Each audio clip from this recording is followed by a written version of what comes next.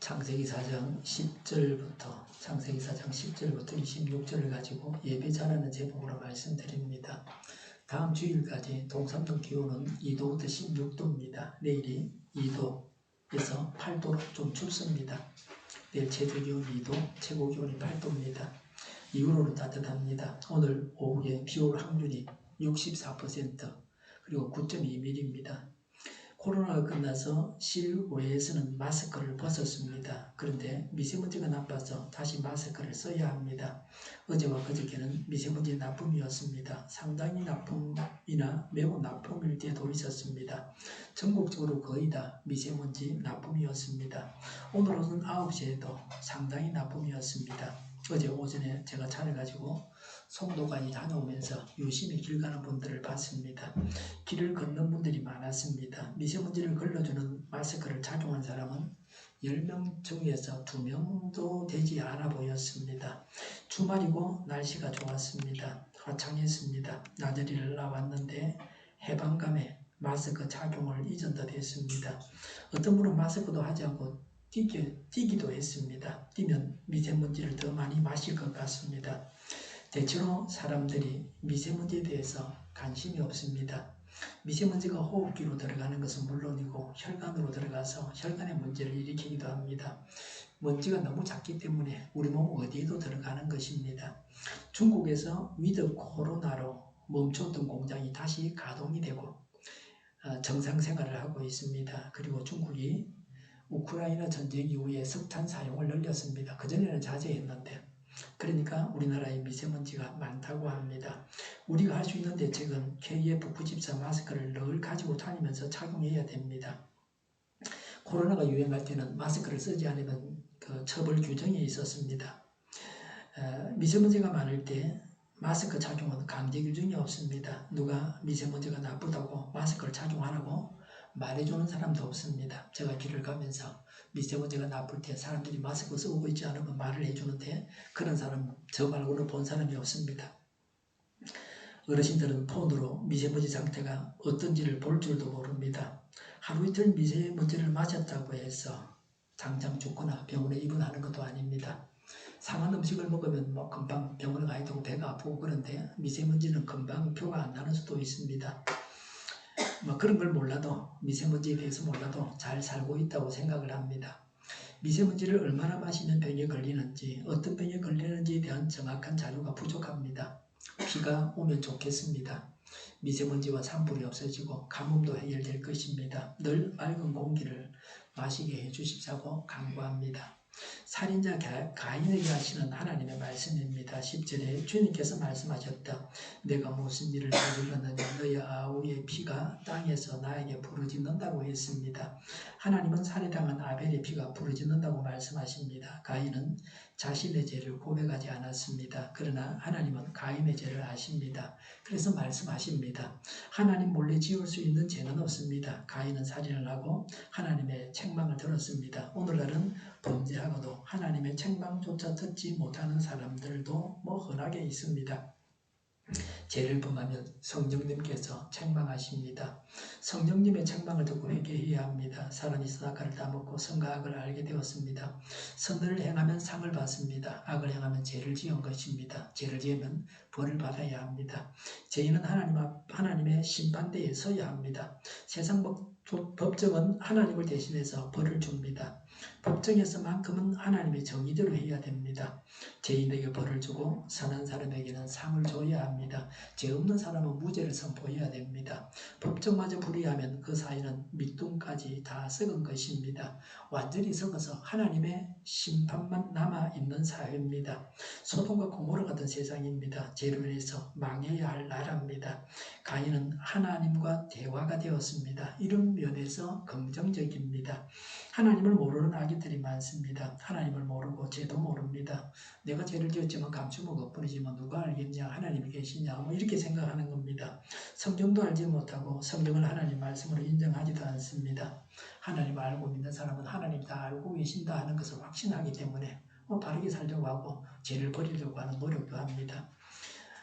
그리고 하나님을 모르는 또 죄도 모르는 이런 자들이 국가를 이끌어가기도 합니다. 그래서 국가적으로 하나님을 대적하기도 합니다. 미국이나 뭐 우리나라 안에도 그런 지도자들을 흔하게 볼 수 있습니다. 11절에 이제 내가 땅에서 저주를 받을 것이다. 땅이 그 입을 벌려서 너희 아우의 피를 너희의 손에서 받아 마셨다고 했습니다. 동생 아벨을 죽여서 가인은 저주를 받게 된다고 말씀하고 있습니다. 가인은 죄를 지어서 저주를 받습니다. 죄를 짓고 저주를 받아서 사람이 고통을 당합니다. 사람이 당하는 모든 고통이 죄를 지어서 받는 저주는 아닙니다. 그러나 죄를 지어서 받은 저주로 고통을 당한다는 것이 성경의 가르침입니다. 그리스도의 보혈로 죄를 용서받습니다. 생각으로 미워해서 마음으로만 살인을 했다면 하나님께 죄를 고백하고 용서를 받고 마음을 고쳐먹으면 됩니다. 그러나 실제로 사람을 죽였으면 하나님 앞에 나아가서 용서해 주세요. 용서받았다. 그러면 됩니까? 다른 사람에게 준 피해를 보상해줘야 됩니다. 맞아 죽은 사람은 어떻게 됩니까? 미량이란 영화에 바로 그런 걸 만들어서 영화를 만들었습니다. 다른 사람에게 적절한 보상을 해주고 손해를 보상해주고 하나님께 용서를 받아야 됩니다. 돈 훔쳐갔으면 갚아주면 됩니다. 때리거나 어떤 손해를 줬으면 그 손해에 대해서 보상을 해줘야 됩니다. 치료비를 준다든지 뭐 그렇게 해줘야 합니다. 이런 것도 없이 죄를 다 용서받을 수는 없습니다. 죄를 실제로 행했을 때는 용서받는 것도 복잡해집니다. 죄는 마음속에 있을 때 회개하고 돌이켜야 됩니다. 마음으로 작정하고 실행하게 되면 마음으로 작정한 것은 마음으로 그냥 회개하면 됩니다. 실행하게 되면 피해자에게 보상을 해줘야 됩니다. 죽였으면 어떻게 보상할 겁니까? 어떻게 살려줄 겁니까? 죽인 사람을 죽었는데 말이죠. 감당할 수 없는 죄를 짓지 말아야 합니다. 가인은 동생을 죽이고 살인죄를 지었지만 하나님께서 가인에게 말씀하셨습니다. 죄인에게 하나님께서 말씀하시고 있습니다. 이후에는 죄인들은 하나님 앞에 나아가지도 못합니다. 하나님께서 직접 상대해 주시지 아니하십니다. 죄인에게 하나님이 상대해주고 말씀하셨다는 것은 가인밖에 없습니다. 하나님 앞에 나아갈 때도 제사장을 통해서 제사를 드려야 됩니다. 하나님의 말씀을 전하는 선지자를 통해서 하나님께서 말씀해 주셨습니다. 다윗 왕도 하나님이 직접 다윗에게 말씀하신 것이 아니라 선지자를 통해서 하나님의 말씀을 들어야 했습니다. 가인은 살인죄를 짓고 나서도 하나님의 음성을 직접 들었습니다. 하나님께서 가인을 상대해 주셨습니다. 최초의 살인자 가인에게만 주어진 특혜였습니다. 하나님의 책망의 말씀이라도 듣는 사람은 복받은 사람입니다. 가인은 죄를 지었지만 하나님을 알았습니다. 하나님이 계신다고 하는 것을 체험적으로 알고 있었습니다. 그래서 지금 죄악 가운데 살아가는 사람들과는 좀 다르고 상태가 그래도 좀 나은 편입니다. 살인자 가인이 받은 두 가지 저주를 말씀하고 있습니다. 죄를 지으면 벌을 받는단 말이죠. 가인이 받은 첫 번째 저주입니다. 12절에 내가 밭을 갈아도 땅이 이제는 너에게 효력을 더 나타내지 않을 것이다 라고 했습니다. 아담은 선악과를 따먹고 에덴 동산에서 쫓겨났습니다.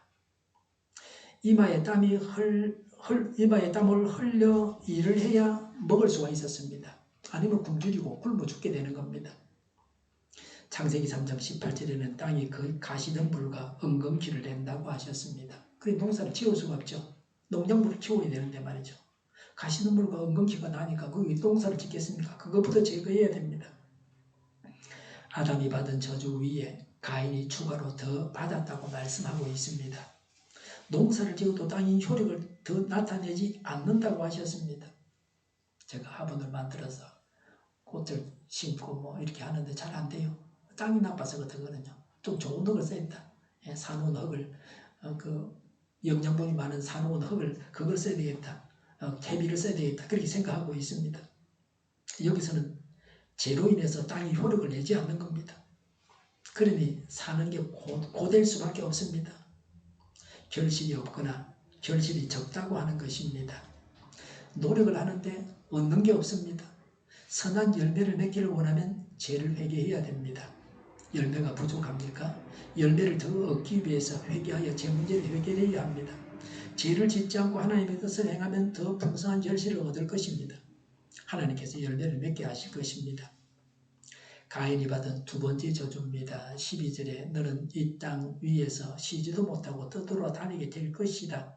14절에 오늘 이 땅에서 저를 쫓아내시니 하나님을 뵙지도 못하고 이 땅 위에서 쉬지도 못하고 떠돌아다니게 될 것입니다. 라고 했습니다. 아담은 선악과를 따먹고 에덴 동산에서 낙원에서 쫓겨났습니다. 가인은 살인을 하고 살던 곳에서 쫓겨났습니다. 쉬지도 못하고 떠돌아다녔습니다. 군대에서도 죄를 지으면 감옥에 보내지만 그렇지 않은 좀 사람들은 다른 부대로 보내가지고 고생하게 만든다. 새로 가서 이제 딴 부대 가서 정착해서 그 군생활을 하게 합니다. 뭐 그런 거하고 유사합니다. 발붙여 살만한 터전을 잃었다는 상실감을 가졌습니다. 더 이상 그 땅에서 살지 못하게 되었습니다. 한 곳에 정착해서 편안하게 살지 못하고 여기저기를 떠돌아다니게 됩니다. 열매가 맺히지 않기 때문에 이 일을 해도 잘 안 되고 그래서 그만두고 저 일을 하다가도 또 안 되니까 그만두고 언제나 떠돌이가 됩니다. 전문가가 아니고 이것저것 그냥 조금씩 하다가 말고 그러니까 아무것도 아닙니다. 죽도 밥도 아무것도 아닙니다. 뭐 하나 제대로 되는 게 없습니다.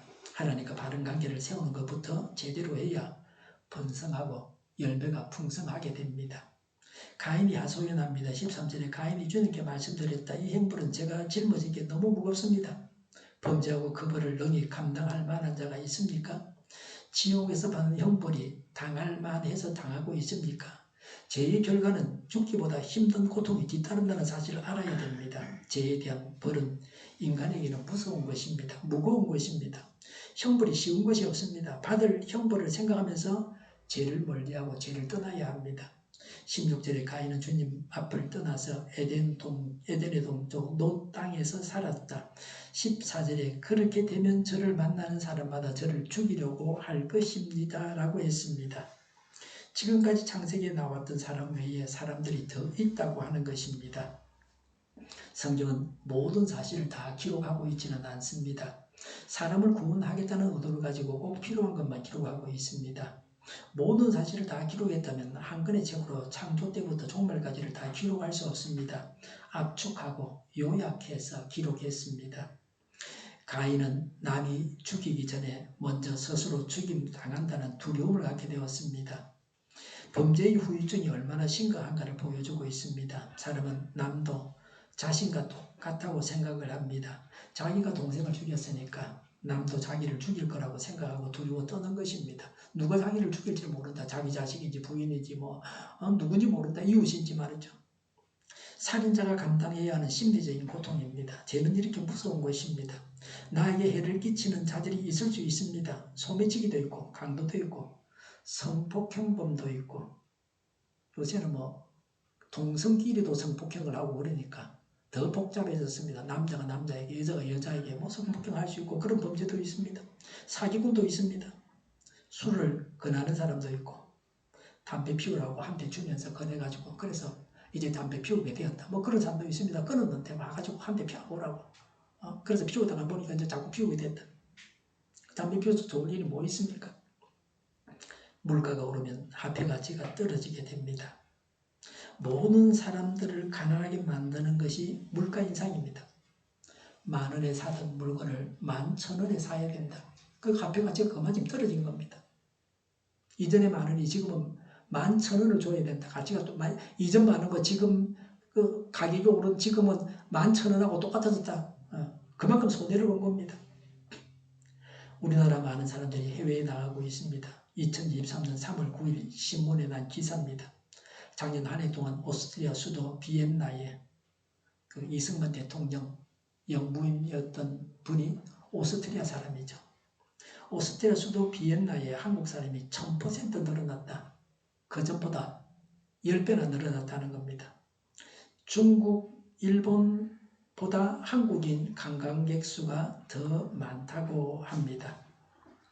코로나 전 2019년에는 관광객 수가 중국, 일본, 한국 순이었습니다. 이제는 바뀌었고 한국이 제일 많다는 겁니다. 베트남과 일본에도 우리나라 관광객이 늘어나고 있습니다.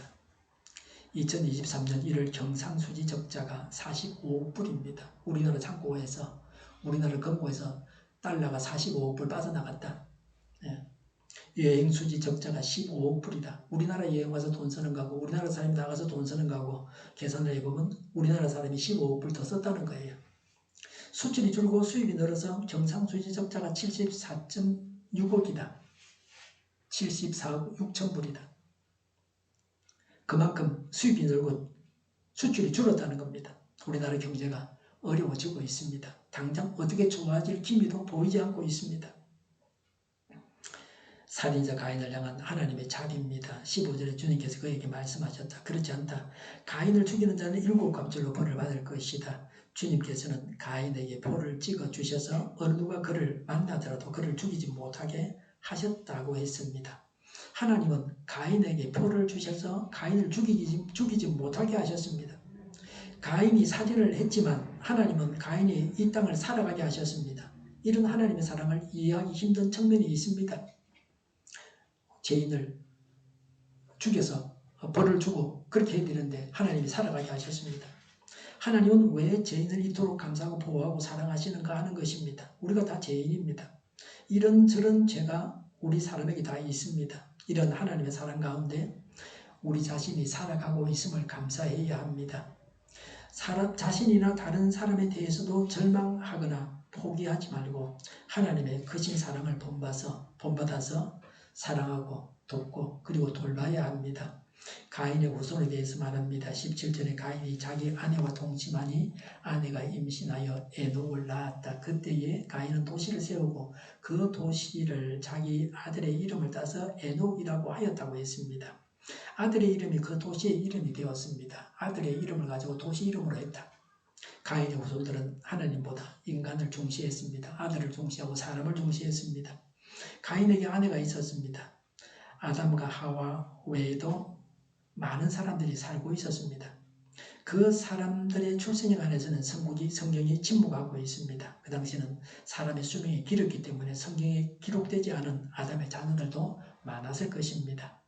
가인의 후손 라멕에 대해서 말씀합니다. 18절에 에녹은 이랏을 낳고 이랏은 머후야엘을 낳고 머후야엘은 모두사엘을 낳고 모두사엘은 라멕을 낳았다.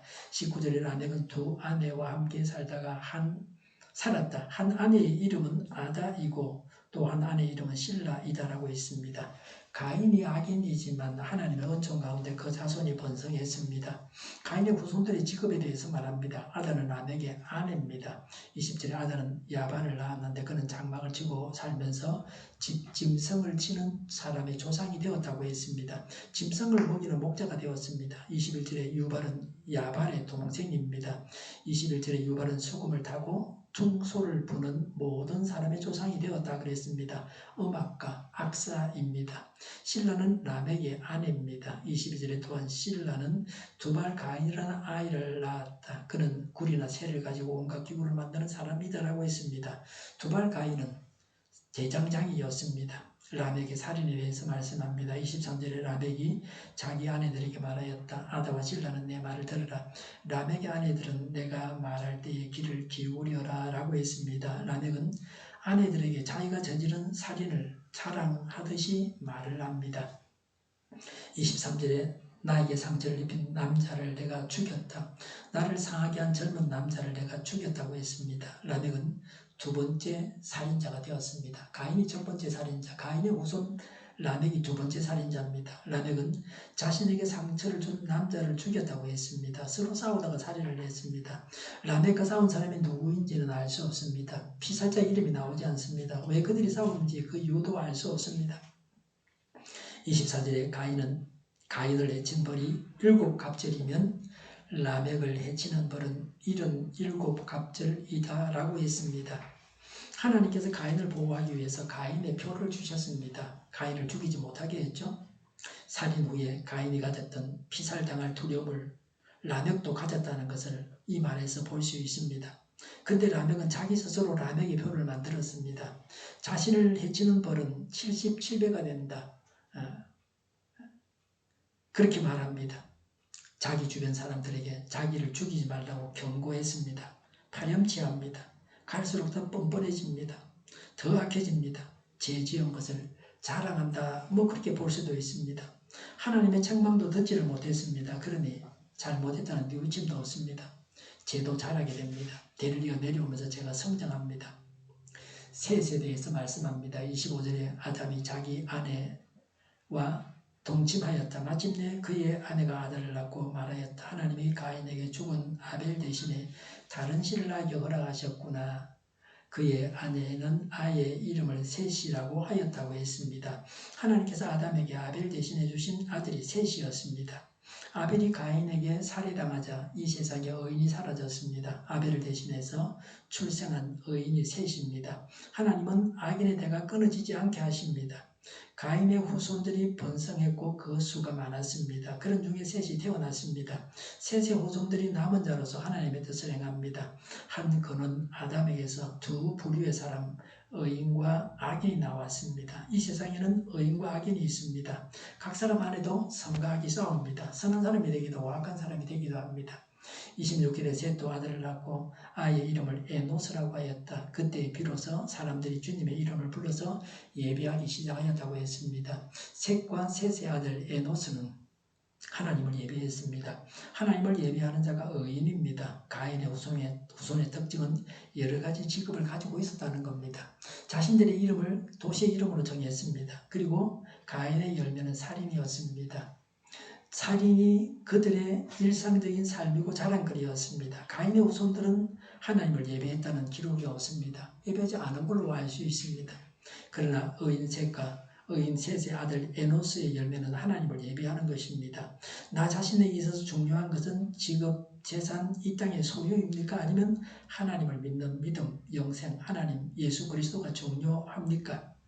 세상 것을 가지지 못해서 안달하고 불행합니까? 세상 것을 가져서 교만해져 있습니까? 무엇이 더 중요한지를 파악해야 합니다. 더 중요한 것을 행하고 즐거워해야 합니다. 그리스도인은 하나님을 예배하는 사람입니다. 주일 예배가 중요합니다. 주일 예배에 빠지면 안 됩니다. 이런저런 일보다 주일 예배는 더 중요합니다. 80분간 드리는 예배입니다. 우리 교회 주일 예배가 그렇죠. 놀러 가는 것, 이런저런 사람 만나는 약속들은 다른 데 하면 됩니다. 조정하면 되죠. 토요일에는 주일 예배를 잘 드리기 위해서 준비해야 됩니다. 푹 쉬고 충분히 잠을 자둬야 합니다. 너무 피곤하면 예배를 제대로 드릴 수 없고 예배 시간에 또 졸게 되어 있죠. 스포츠 경기를 밤에 본다고 주일 예배 졸아서는 안 됩니다. 평소에도 밤에 잠을 충분히 잘 자야만 건강하게 살아갈 수 있습니다. 밤에 일어나지 않고 7, 8시간을 자야 장수할 수 있습니다. 수면 안대를 하거나 캄캄한 곳에서 충분히 자야 당뇨병이나 심혈관계 질환 등에 걸리지 않고 건강할 수 있습니다. 약만 먹어서 되는 것이 아니고 건강한 생활하는 게 굉장히 중요합니다. 늦게 자거나 너무 일찍 일어나서 잠이 부족하면 건강할 수 없습니다. 혈압이 올라가고 그럴 수 있습니다. 예배를 중요하게 생각하는 사람은 웬만하면 교회를 나옵니다. 병원에 입원해서는 안 되죠. 제가 명장 수술하면서 병원에 입원해서 의사 선생님 보고 예배 인도하면 안 되냐, 안 된다. 그런 거는 의사 말을 들어야 돼요. 그 외에는 웬만한 대부분의 일들은 집안일이 바쁘다, 청소를 해야 된다, 누가 온다 이런 것도 다 미루면 됩니다. 와서 좀 놀고 있으라 그래도 되죠. 제가 서울에 갔는데 우리 교회 옛날에 집사님이셨는데 자기가 뭐 일을 보고 있으니까 자기 집 비밀번호 가르쳐줘서 들어가 있으라 그래요. 들어가서 기다리고 있었죠. 자기 일 보고 온 거 말이죠. 그렇게 하면 내가 예배 꼭 참석해야겠다고 생각을 하면 빠질 일이 거의 없습니다. 병원에서 수술 받아서 누워 있을 때 외에는 다 나올 수 있습니다. 생각하기에 따라서 마음먹기에 따라서 가능합니다. 매일 하루를 예배 드림으로 시작해야 합니다. 개인적으로도 가족이 모여서 새벽 기도를 하시면 됩니다. 찬송 부르고 새벽 설교 동영상을 보면서 예배하면 됩니다. 스마트폰으로 매일 새벽 설교를 보고 예배해야 됩니다. 제가 카톡으로 다 보내드리고 있습니다. 데이터 사용이 걱정이 되면 무료 와이파이 이용하면 됩니다. 전용 복지관 카페에 와이파이가 됩니다. 비번이 다 적혀 있습니다. 무료입니다. 거기서 하면 됩니다. 삶이 하나님 앞에 드려지는 예배가 되어야 합니다.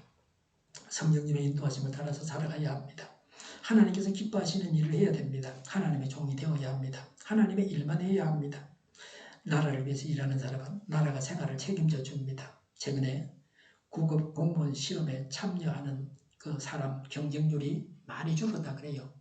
9대 1인가 10대 1인가 그렇게 됐다 그래요. 지금도 높죠. 이전에는 수십 대 1이었어요. 공무원은 월급이 적어도 원하면 정년까지 일을 할 수 있습니다. 정년 은퇴할 때까지 일할 수 있고 또 연금을 받아서 노후는 안정된 삶을 살 수 있습니다. 뭐 지금은 연금 개혁으로 연금 금액이 줄어들 것이라고 그렇게 뭐 말하기도 합니다. 나라 일하는 사람은 나라에서 책임을 집니다. 하나님을 위해서 일하는 사람은 하나님께서 책임을 지십니다. 무슨 직업을 가지고 있느냐가 중요하지 않습니다. 어떤 직업을 가져도 상관이 없습니다. 요새는 모두가 의사가 되려고 합니다. 의사들 중에서도 돈 많이 버는 분야만 사람이 모여듭니다. 뭐 성형수술 이런 거 하면 돈을 번다. 필수 의료 인력은 턱없이 부족합니다. 얼마나 성형수술 많이 했는지 눈이 안 감긴다. 너무 많이 피부를 잡아 당겨갖고 그런 사람도 있다. 너무 많이 하는 건 좋지 않습니다. 안 하는 게 좋고 어차피 묻을 건데 말이야. 죽고 나면요. 하면 한 번이나 하고 말아야지. 자꾸 하면 안 됩니다. 그 성형수술도 중독입니다. 돈 많으니까 그러는 거죠. 없는 사람은 하도 못합니다. 총명한 사람은 다 의사가 되려고 합니다. 반도체나 다른 분야는 대학을 다니다가 그만두고 시험 쳐서 어디 학교 가면 그냥 간다. 삼수 사수 하는 건 여사다. 이공계 전문가 양성에 빨간불이 켜졌습니다. 어디 때문에 나라가 망하게 생겼습니다. 의사는 정년이 없어요. 건강하면 죽을 때까지 일할 수 있습니다. 박사가 되고 연구소에 근무하는 사람은 50대에 통닭 튀긴다는 말이 있습니다. 쫓겨나고 연구소에서 쫓겨나고 할 게 없으니까 통닭 튀긴다.